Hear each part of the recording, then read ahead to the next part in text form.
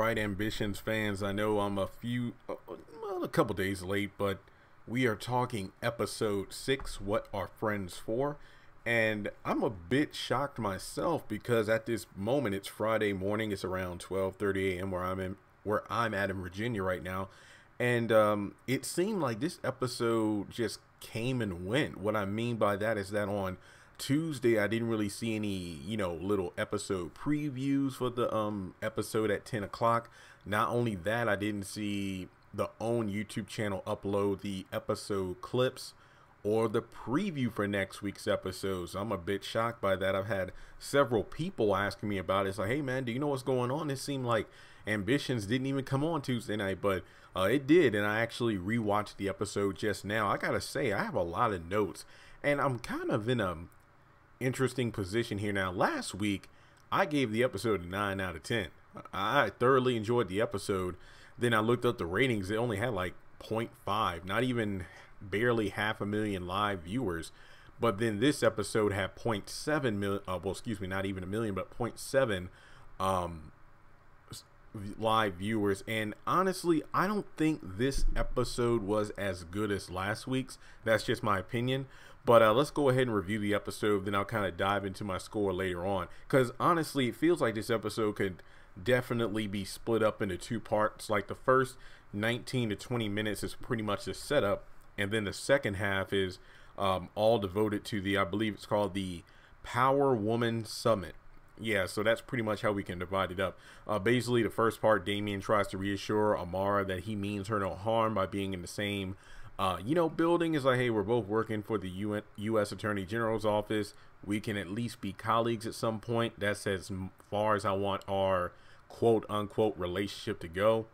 And she's pretty much uncertain what to do, because even when she tries to talk with Karen about it, Damien comes in at just the right moment to prevent Amara from basically exposing the fact that they had sexual encounters in the past, which could pretty much corrupt both of their careers if Karen gets this information and decides what to do with it. So Damien pretty much tries to, I guess you could say, reassure her, I mean you no harm, I'm just trying to do my job. And what is it about the Lancaster case or something? So pretty much trying to get involved with the case, but obviously get close to Amara, but she isn't having it. Let's see here. Stephanie and Greg, she comes by to Greg's office pretty much to give him a rebranding campaign, just to prove to the general public that he isn't a punk in a suit. And okay, I will admit the dialogue here, the swirl sex, it's like, I thought you had enough chocolate for the week. I really got a sweet tooth. The candy store was open. I'm not gonna lie, dialogue was pretty slick. I'll give the dialogue was pretty damn slick. No pun intended. Okay, so we got Roderick and Bella, and I said it right this time, Roderick, not Broderick. Roderick and Bella. Pretty much he's banged up, just waiting at her door for her, and she finds him. And long story short, I still don't like the idea of Roderick trusting Bella. At this point, I feel like it's at a situation where I do feel like Bella's going to stretch the leverage over Evan way too thin, and that's going to result in them losing everything. Specifically Roderick, that's my problem. It's like he has this golden piece of evidence, but as we'll find out later in the episode, it's not going to work out exactly like he wanted. And I want to be honest here, when I do these episode reviews, I ought to just split it up where I talk about specific characters in specific locations. That's one thing that kind of had me in about the episode, because it kept jumping from place to place. So I did follow the episode, but looking at my notes is really confusing. So then after that we have let's see, Kent and Rondell talking for a bit, pretty much telling her about the Power Summit. She doesn't want to do it, and she decides to, which is a good networking strategy to hopefully gather more support to save the banks from demolition and remodeling. And after that, let's see, yeah, Titus is still suspicious. He goes a bit too far, basically going to the point of telling Amara to quit her job if it means Damien isn't around anymore. But thankfully she's able to calm him down before he says something too rash. So that was a tense moment indeed, especially in the first few minutes or so.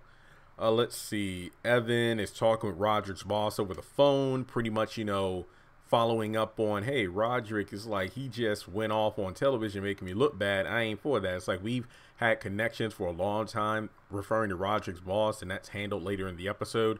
Then Greg Peters comes in. Basically, Evan puts down the ultimatum. Leave Thelma's place and my family alone. And hey, I'll go ahead and see if we can get you the written contract for the airport concession stand. Then you have Stephanie coming in pretty much, in the midst of a male testosterone moment. And after Greg leaves, we pretty much have Stephanie and Evan just talking about the whole, look, Thelma's place needs to go, but then it's like Evan talking about his roots. And I love how in this episode we really got more intel about the Banks in regards to what it was like for Rondell and Evan growing up. Hell, we even find out that Stephanie's mother's from that area as well, Irene Carlisle. So we pretty much have a lot of good information here about, how the fact that it was a crime-infested area, but at the same time, you had safe havens like the church, the daycare, and Thelma's place. So it was a mixed bag, but you just have to look at the people that came out of the Banks and how they are now. Some are, I hate to use the phrase, some are haves and some are have-nots. Just saying. Then after that, let's see what we have here. Stephanie and Bella have a brief moment. Pretty much Bella saying her and Roderick broke up. And unfortunately, Bella isn't invited to the summit, so she can't come. And it really does beg the question if Stephanie knows about Bella and Evan. Because I remember talking with someone over the past week, between episodes, and they were like, what if Stephanie let Bella stay at the house after she was quote unquote robbed to kind of test the waters to see exactly what's going down between her and Evan? I don't know, but we'll have to wait and see. Let's see here. Then we have... Karen suggested that Amara goes to the summit and pretty much hinting that Roderick might be the key in order to unlock more information about Lancaster. So that's something that was going down. Marilyn arrives over to Stephanie's side. I gotta say, there are some very beautiful women in this show. Marilyn comes over, and then, look, I'm only 27, but I know a good looking woman when I see a good looking woman. That's all I'm saying. But Marilyn comes over to Stephanie, pretty much, putting the knife in the tables. 12 Angry Men. It's one of my favorite films. Pretty much saying that you're not invited to the summit. You're off the board of directors, this and that. But then Stephanie threatens to expose her, and then she leaves in a huff. And Stephanie, I mean, they really did milk Stephanie and her vanity in this episode. I will say that much. Then after that, let's see. I think my favorite phrase from that moment is, your day is coming. I believe Marilyn said that to Stephanie. It's like, you might have the power now, but your day is coming. Then we have a Daphne Evan moment, pretty much, on their whips and chains and a new shocking toy. And we find out that Daphne's married just like Evan. I gotta say, I wonder if her husband sees this interesting side of her. And I even tweeted one of the creators and producers of the show. I even tweeted Evan. I'm like, look, I'm watching every episode, but I need a ruh-roh moment with Evan and Daphne, because every time I hear Daphne, I automatically think Scooby-Doo, and then you got Evan tied up. Well, technically, I will give him this much. When when she left him like chained up and everything, then put the ball in his. Okay, I know this sounds weird, but she gags him with the rubber ball, and it was like referee, like I think I said it like Scooby-Doo, like Raffney. Like, I wanted him to go ruh-roh. That's all I'm saying. Like, when she went, below the belt with the new toy, the shotgun's like, are you crazy? Perfect time to go ruh-roh.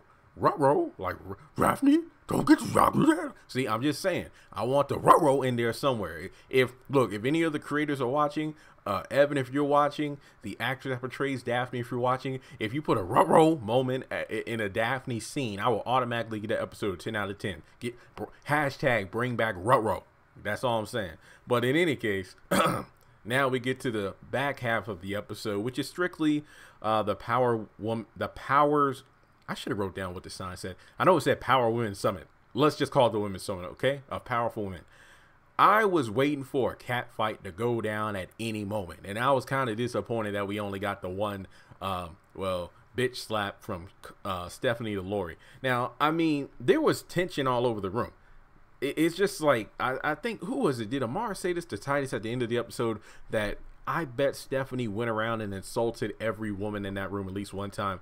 That's literally, and I have an entire list in front of me of all the different encounters we had between characters. Like we had what, Amar and Stephanie's mom, and Stephanie. Though I will say this, in the brief moments we saw of Stephanie's mom, Irene, you truly know that Stephanie is her daughter just based off the way they act, like the way they can like cut you apart with just nothing but words. But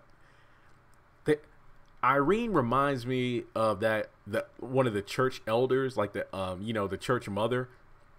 How you could just go there, she will like rip you apart with her words and not even lose the smile on her face. She'll just like insult you in the name of Jesus and then walk off, and then it's like, okay, I got okay.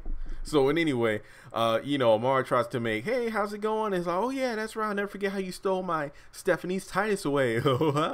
And then she meets up with Rondell. They have a little girl moment because that's how it is. Usually when you go to those kind of networking kind of situations, you're around those kind of snobbish, bougie people. So it's always good to see a friendly face. And the chemistry between those two, I love. Rondell is definitely my favorite character.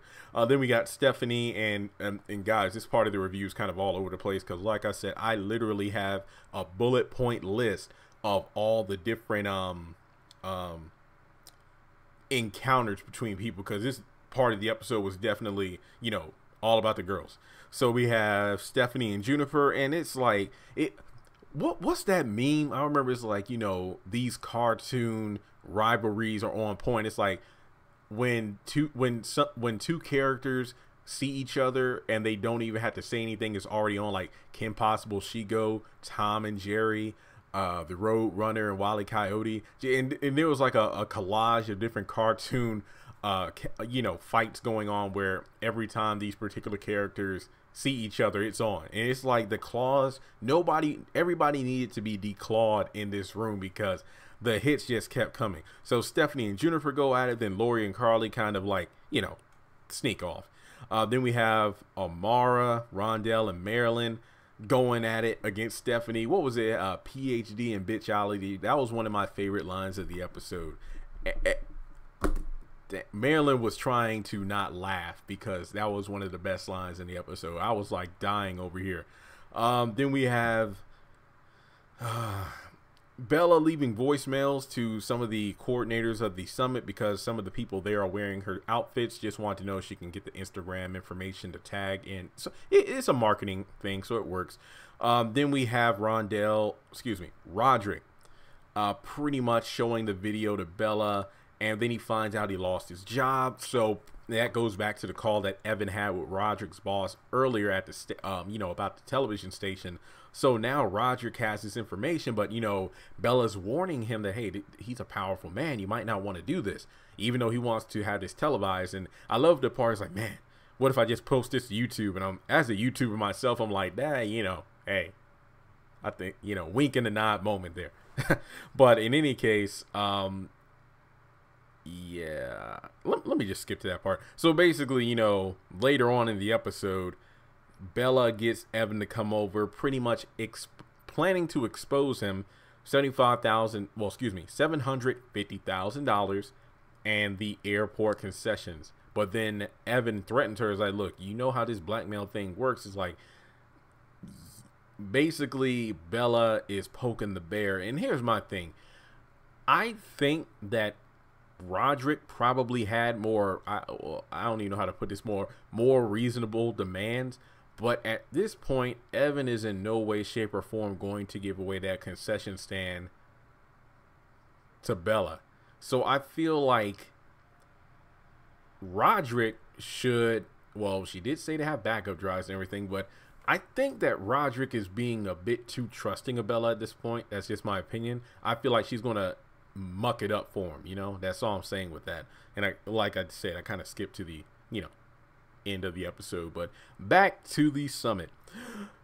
Juniper shows up and talks with Lori and Carly. Carly goes away, and we learn that Juniper has Lori playing Carly in order to get information on the Carlisle/Lanchester. So yeah, like I predicted weeks ago, dun dun dun, Lori is playing Carly. But then the question is, Does she really have feelings for Carly? Is it something that she's just way too good at pulling off? Well, I don't know. Either way, her hair was on fire this episode. I don't know why, but her hair, look, anyway, okay, I'm getting distracted. So, Rondell and Stephanie's mom go at it. Like I said before, church mother up there trying to put down Rondell, saying, oh, you think that's enough to save the banks? And then Rondell's pretty much like, look, I'm not backing down without a fight. So we get to, wow,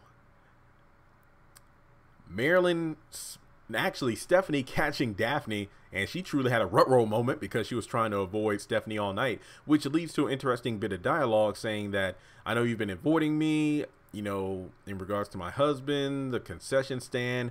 Rondell overhears this, and then she's like, me and Evan have an understanding. It's like, you do? Let's talk somewhere private. Number one, did that talk ever happen? I don't believe we saw that on screen. The very next scene we see Stephanie in is where she's in the bathroom cleaning her dress and catches Lori and Carly coming out of the, you know, room within the bathroom making out. So I wonder if they had that conversation, and did that conversation involve the fact that, okay, did Stephanie just confirm to Daphne that her and Evan are both aware of their I guess you could say sex partners outside of marriage, and they're okay with that? Because that also begs the question, how did Evan get out of those chains and everything? Huh? Whatever. Anyway, so yeah, Stephanie pretty much, after talking with Daphne the night, and this is where we had a weird transition in the episode where for a good 70% of the episode, Stephanie was like murdering everyone in terms of the taunts, the blackmail, the insults. But then we get to her, for a lack of a better phrase, a bit of a nervous breakdown almost. It's just, okay, you have for one, Marilyn spilling the drink on her, going to the restroom, cleaning herself off. Well, honestly, well, no. I don't think that talk with Daphne happened because Daphne kind of scurried away after Stephanie got the drink on her. So no, that conversation did not happen, that private conversation. So Stephanie did get away. I mean, Daphne did get away. Okay, Stephanie goes to the bathroom, cleans off her dress, catches Carly and Lori. She freaks out. I don't care if you like girls, you just can't like that one, which I'm very into. Is it one of those things where Stephanie wouldn't care if Carly liked girls, but you're going to marry who I tell you to marry in order to make to help your family get an important business thing done? So is marriage in Stephanie's mind understood to be nothing but a show? That's very interesting. So after they leave the restroom, and okay, I'm looking at my notes here because we're in the last paragraph. Stephanie talks with her mom. She says she's okay. She goes after Lori. Juniper, I guess you could say, literally puts it like, you know, hey, I'm into your husband Titus, Amar. We want to have him over for dinner. Dun, dun, dun. So, yeah, that's going to happen at some point. So then we get to a point where Lori gets slapped by Stephanie, and then she tries to play it off like, let's calm down and have a drink. And Juniper rightfully is like, we're not going to sit with you. We're going to, you know, file a lawsuit. And did you see how Lori, like, pretended to be hurt as soon as Carly came up? So I don't know what's wrong with you. And then Carly came to her defense, which is interesting because one thing in this episode I thought we would have seen was that photo that girl at the poetry slam took last episode. Because honestly, I thought that would have been the exposure of those two together. But you know, I was wrong. So they sit down, and yeah, I actually talked about Roderick already. So basically, we get to the point of the episode where who poisoned the drink? Was it Lori? Was it, well, actually, the person at the bar tainted the drink because we saw all the quote-unquote suspects standing at the tables around the bar itself. So once again, we saw the bartender putting together the drink, and I think it's safe to say that I believe it was a black female putting together the drink, and then we had someone else taking the tray, giving it to Stephanie. She drinks it, and we have Lori, Marilyn, Juniper, and Daphne all looking as she's taking in the alcoholic beverage. And once again, the episode really just kind of de-escalated for Stephanie, where she was like, you know, bashing everyone. Then she's literally taking L after L after L after L. I'm going to have to do an entire separate video talking about who I think drugged the drink, but I will say they did a decent job within a short amount of time, kind of, I guess you could say, having a who shot JR moment, because it seemed like when it comes to these kind of mysteries, there's always the who would gain from Stephanie being out of commission. And I think we could say a lot of people. I think off the cuff, Marilyn seems like the most likely, but it seemed like she got the better of Stephanie by putting the drink on her to try to get her to leave the party early. Then you had Juniper probably getting back at Stephanie for slapping her daughter. Daphne, I don't think she, because once again, she was trying to keep away from Stephanie, but then, you know, that private conversation got shut down, thankfully, because Marilyn intervened. And then Lori, she was the one that kind of like, you know what, I ain't even mad, sister. Let's have that drink. So I don't know, I think she's probably like the second one, but like I said, I have an entire video coming on that. Let's see, I already talked about Evan and Bella. Rondell's talking with Kent, and Kent and Amara, like, I feel like they're both friendly with Rondell, but I think Rondell is unintentionally giving them useful information for their respective cases to take down her brother, so she ought to tread carefully with them. I think another one of my favorite lines from the episodes is, if you want to beat a Carlisle, you got to think like a Carlisle. So that was pretty good. Then we learned that Damien seemingly put cameras everywhere in Amara and Titus's house, so that's creepy as hell. And then we have Stephanie, I guess you could say, trying to explain to Carly that Lori's just using her, and then she passes out, and I believe that's like the end of the episode. So all in all, it was a solid episode, but I do think some scenes were really rushed and kind of congested. So I want to give the episode like a 7 out of 10, but I will admit the Power Summit was a very interesting scene. Props again to like the designers who come up with the outfits for the characters. Everyone looked great. And on top of that, we have, you know, a mystery about who spiked the drink, and that Stephanie, you know, quickly scarfed down before she left the summit. So that does leave for a bit of a mystery. And we even see in the next episode, Carly approaches Lori about it. And I'm really interested to see what happens next. You know, I think I want to give it an 8 out of 10. Yeah, I want to be 8 out of 10 just to be nice.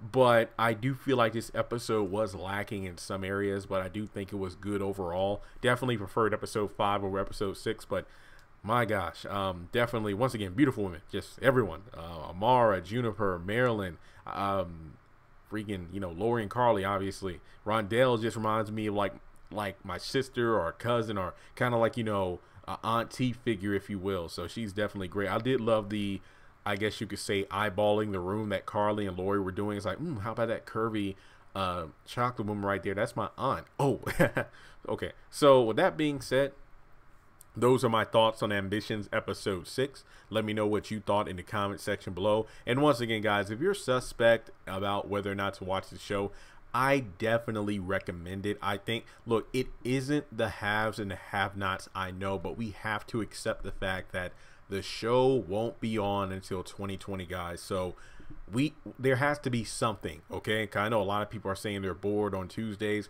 I think this show is doing a pretty fine job so far, filling in the slot where the haves and have-nots used to be. So, okay, guys, I get it.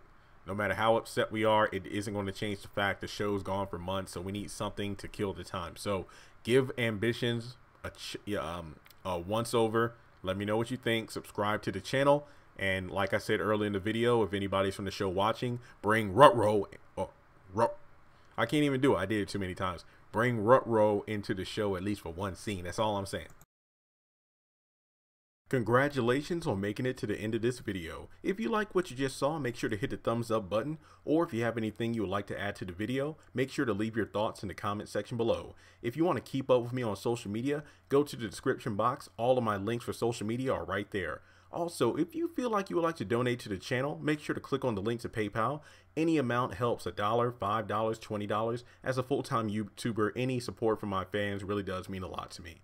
Finally, make sure to hit the subscribe button as well as the bell notification icon. That way you're kept up to date on any new content I post to the channel. Once again, thank you so much for tuning in, and I'll talk to you in the next video.